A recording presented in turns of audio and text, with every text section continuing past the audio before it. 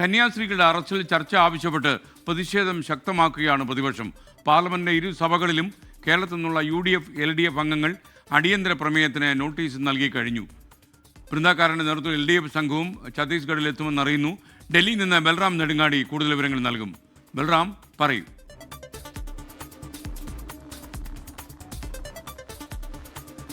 SKN പാർലമെന്റിൽ ഇന്നും ഛത്തീസ്ഗഡിൽ കന്യാസ്ത്രീകളെ അറസ്റ്റ് ചെയ്ത വിഷയത്തിൽ പ്രതിഷേധം ശക്തമാകും എന്ന് ഏതാണ്ട് ഉറപ്പായിരിക്കുകയാണ്. LDFിൽ നിന്നും UDFിൽ നിന്നുമുള്ള പാർലമെന്റ് അംഗങ്ങൾ ഈ വിഷയത്തിൽ ചർച്ച ആവശ്യപ്പെട്ടുകൊണ്ട് ലോക്സഭയിലും രാജ്യസഭയിലും നോട്ടീസ് നൽകിയിട്ടുണ്ട്. ഈ വിഷയം സഭ സമ്മേളിക്കുന്ന ഘട്ടത്തിൽ തന്നെ ഉയർത്താനുള്ള ഒരു തീരുമാനത്തിലാണ് പ്രതിപക്ഷ അംഗങ്ങൾ. കഴിഞ്ഞ ദിവസവും വലിയ പ്രതിഷേധത്തിന് ഈ സംഭവം പാർലമെന്റിൽ സാക്ഷ്യം വഹിച്ചിരുന്നു.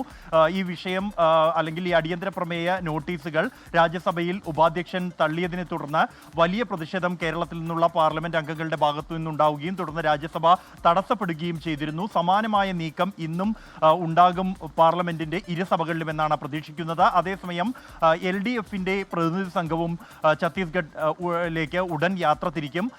മുൻ പോളിറ്റ് ബ്യൂറോ അംഗം ബൃന്ദാകാരാട്ടിന്റെ നേതൃത്വത്തിലുള്ള സംഘത്തിൽ മറ്റ് അംഗങ്ങൾ MP മാരായിരിക്കും ഉണ്ടാവുക. K Radhakrishnan MP, A Rahim MP, കൂടാതെ ഘടകകക്ഷി MP മാരായ Jose K Mani, PP Suneer MP എന്നിവരായിരിക്കും ഈ സംഘത്തിൽ ഉണ്ടാവുക.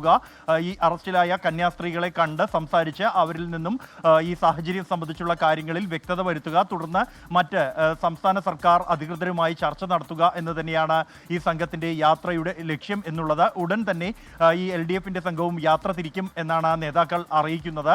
UDF സംഘം ഇന്ന് രാവിലെ സ്ഥലത്ത് എത്തി ചർച്ചകൾ ആരംഭിച്ച് കഴിഞ്ഞിട്ടുണ്ട്. ഇതിന് തൊട്ടു പിന്നാലെയാണ് LDFിന്റെ പ്രതിനിധി സംഘവും ഛത്തീസ്ഗഡിലേക്ക് എത്തി സാഹചര്യങ്ങൾ ഇതിൻ്റെ ഒരു ഫാക്ട് ഫൈൻഡിംഗ് ടീമിനെ പോലെ പ്രവർത്തിക്കാൻ ലക്ഷ്യം വെച്ചാണ് ഈ സംഘവും LDF സംഘത്തിൻ്റെയും ഛത്തീസ്ഗഡ് സന്ദർശനം നിശ്ചയിച്ചിരിക്കുന്നത്. SKN. Okay, thank you Balram Nedungadi.